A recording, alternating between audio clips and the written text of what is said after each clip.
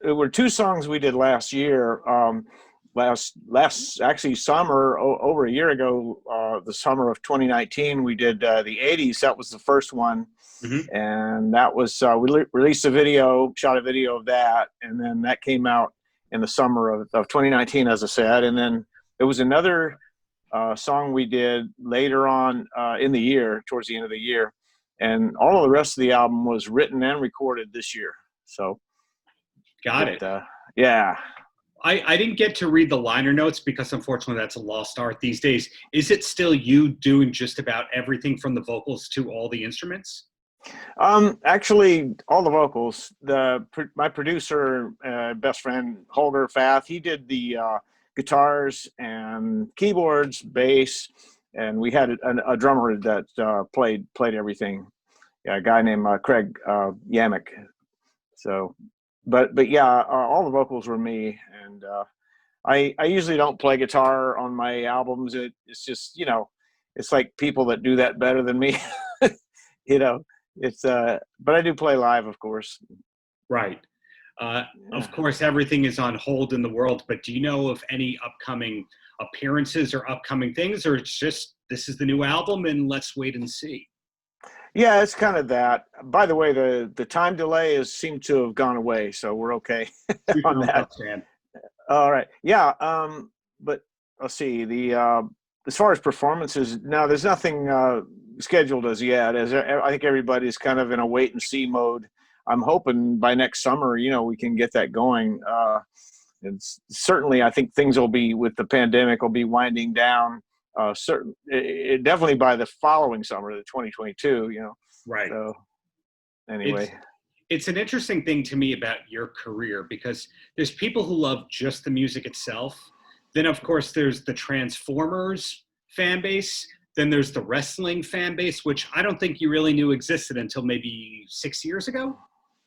Yeah, that's kind of a new thing. Yeah, they even like my buddy, my producer Holger, his son has been an Army Ranger, and he said there's a bunch of those guys that are into into my stuff. It's kind of cool. I have this like fight following or whatever, but you're right. It's wrestling and boxing and whatnot, and ultimate, what do you call it, MMA? Yeah, that one. And and now we did the Born to Fight video, of course, with the anime folks, and so with Netflix. So that was pretty cool. I guess you saw that? I saw that, yes. Thanks to Maria. Nice. That's great.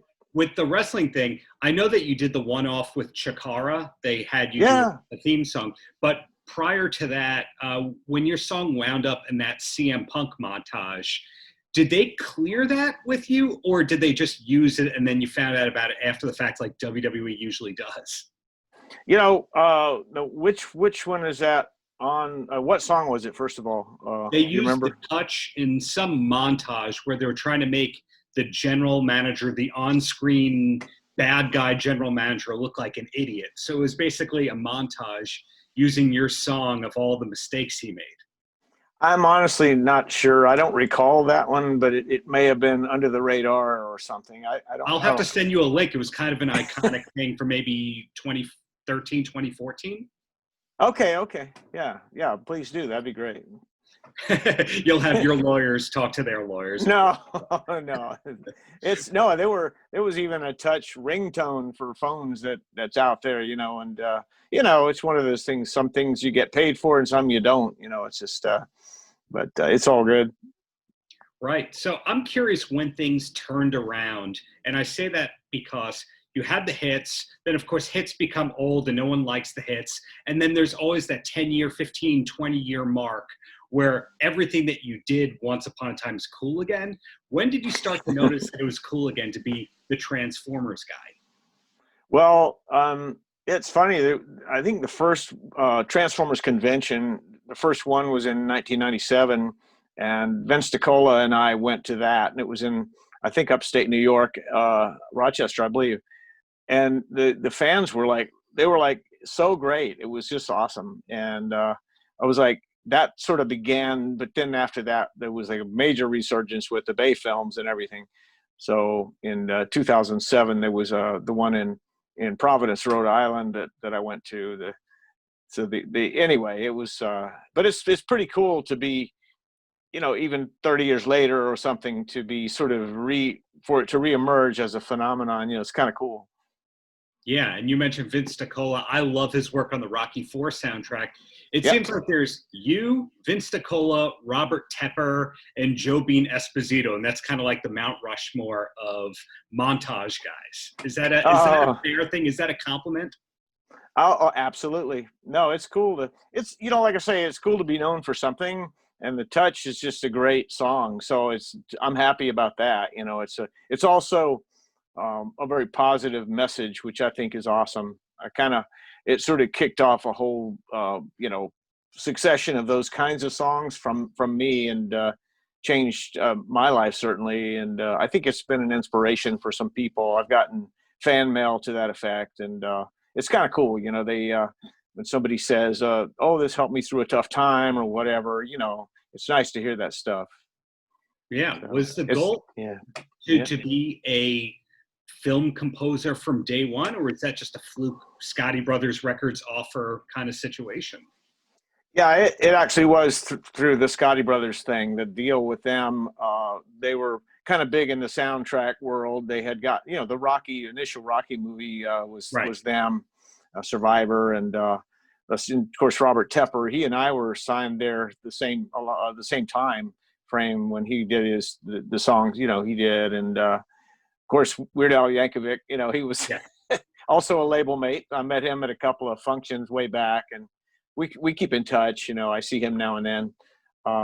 In fact, through the Transformers conventions, I've kept in touch with a lot of those guys, like Greg Berger, the voice for which one was it? It's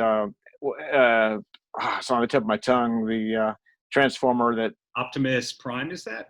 No, that's Peter Cullen. But anyway, it doesn't matter. But it's a neat sort of community, the Transformers group, and the Hasbro. I've done stuff with them over the years, having some of their games. I've done songs for the games and things too, and so it's cool, like War for Cybertron and those ones. So you're in New York, and let's see, what is it you do exactly? You're well, this is going for an article and possibly a podcast as well, but full-time investigator. So part of my research. Oh, that's great. That's great. Yes. IRS, right? Well, no. We're the good guys. I'm kidding. Okay. But when I go through your credits, one thing that I was never able to put together, it said that you worked with Paul Stanley on something. What project was that for? Well, it was actually, it sort of, it was a song that he had co-written with Kurt Cuomo. Kurt produced produced some of my albums in the 90s, and Kurt and I wrote a lot together back then, and he was working with Paul Stanley and got me in to sing a song that, that's how that sort of connection came about. But so I don't know him well, and we only worked together, briefly. So I was trying to figure that out because it seems like everybody at one point was signed to Simmons Records. Everybody you talk to was somehow in House of Lords or Jufra or one of those kinds of bands. So I didn't know if you had a development deal with the Kiss Camp at one point, and that's what the credit was. Oh, right. Yeah, my buddy Chuck Wright, he was in Jufria and House of Lords. Yeah, in fact, their song "Love Don't Lie" was my song that they had covered, and anyway, they did a version that was similar to mine, and released it as a single. So 5 Degrees of Kiss is not wrong on that. Pretty much, yeah. Now, everybody who's been around for more than 20 years, of course, predates Wikipedia, IMDb, AllMusicGuide, and all that. So somebody like you, I'm sure there's a lot of credits missing from those pages. Were you writing music for commercials at one point? I was actually more of a hired singer that like Toyota trucks, I Love What You Do For Me, and the Coors beer. Back in the late 80s, I did a ton of commercials, and I had this beer voice, the big, anyway, it was a nice income from that. So, but yeah, I was mostly a hired singer. I didn't actually write them. So But interestingly, the singer of Survivor was also doing all those beer commercials. So like the whole Scotty yeah, Peters beer commercial connection, was that Jimmy Jameson, or was that yeah, Jimmy Jameson probably. He great singer. It was a real sad thing that when he passed yeah, away. So very unexpected. So these days, are you doing session work, or are you just a solo artist? The occasional licensing thing comes in and you kind of take it easier.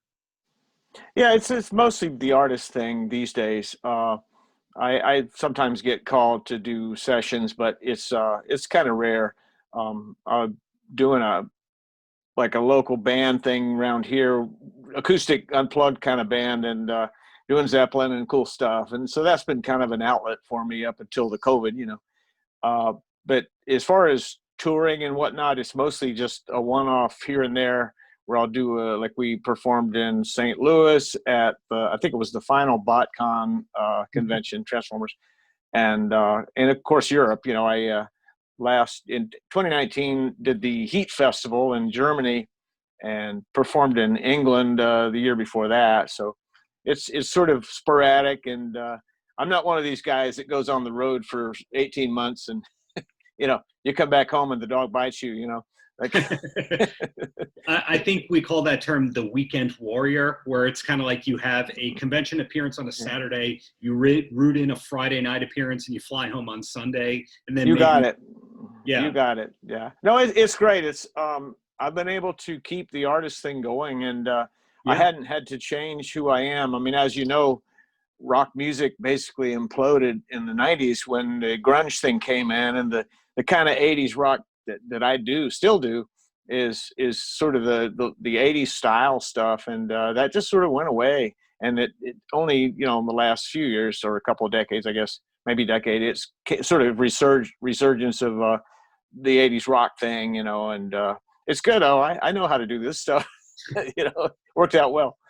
I find that when Poison did its reunion tour in '99, Hmm. and it did good enough that they could come back every summer. It was just kind of a sign that whatever your associated genre is, there's going to be an audience and it's going to keep coming back, even if you've gone down from an arena to a theater. But in your case, it's a great story of persistence where you sound like you didn't change with the times per se. In other words, there's no bad Stan Bush grunge album the way that Kiss did a grunge album. Oh, they did. I didn't know. They That's did a funny. grunge album. They did a disco track. How did you know not to chase trends? Well, it just wasn't true to who I was or am. You know, I know in the 90s I did with the guy Kurt I was telling you about. Yes, Kurt Cuomo. There Yeah, he was there wrote were great some, songs. yeah, and he's a real good songwriter and everything. And we were at one point trying to do more acoustic based thing. It was a, you know, a little bit more along the lines of Don Henley, who I love as an artist. You know, so that kind of a little bit more of that vibe. And then, like I say, the you know, the rock thing was more seemed to be truer to who I was or who I am. So That makes sense. So the same old Stan in the best of ways. And are you already thinking about the next album? no, not yet. It's like I always think every album I think, oh man, I can't do this again. But you know, after a year or two, it's like you start getting ideas start popping in, and I don't know. I had a great time doing the record, the album, and like I say, the Netflix thing was the final song for this latest album, the Dare to Dream. Uh, they contacted me, Netflix Anime, and asked about writing a song for their two most popular anime shows, Baki and Kengan Ashura.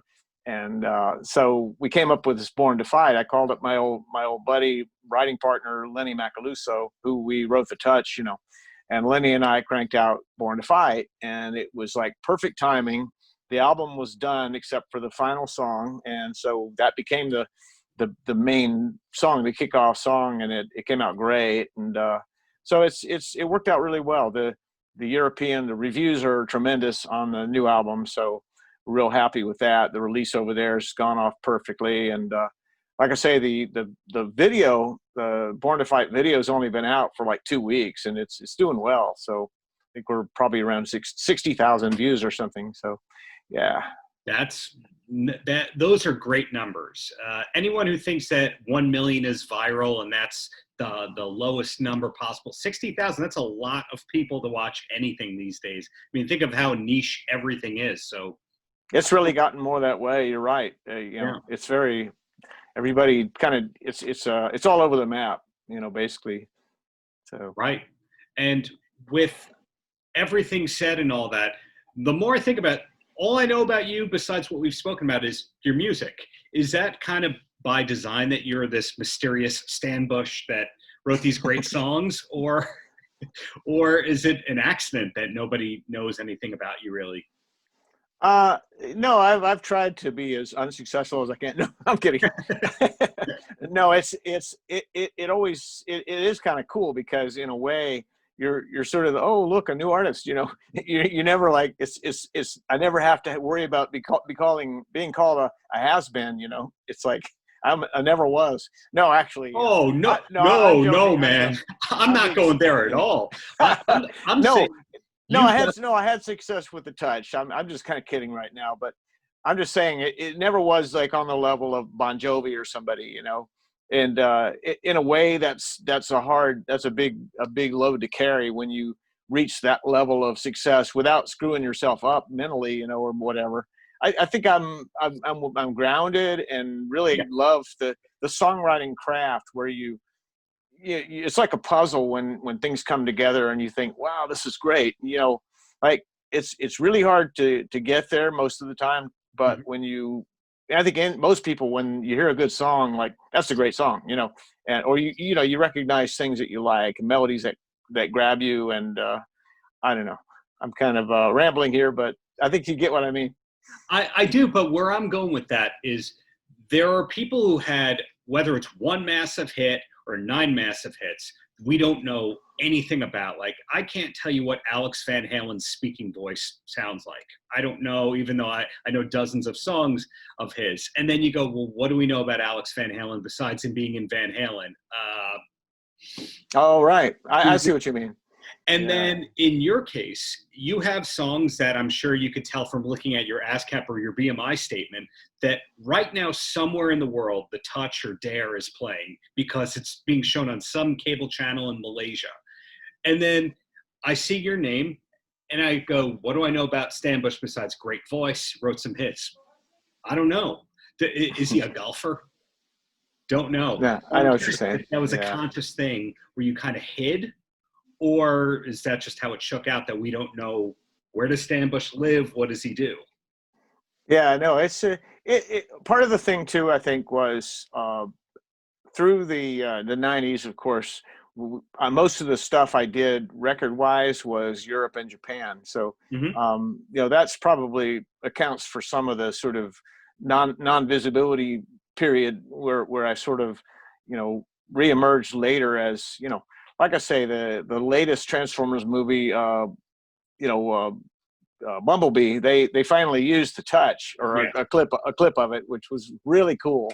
So, it's when you start getting feature films and things, people are like, oh, okay. But I know what you're saying. It's a different sort of world too with the streaming. That's a whole different thing. Like I would love to put out vinyl albums. So because I actually do get requests for that. So that would be a nice thing to do at some point. But you got goals, but you don't want to have all those in your garage. No.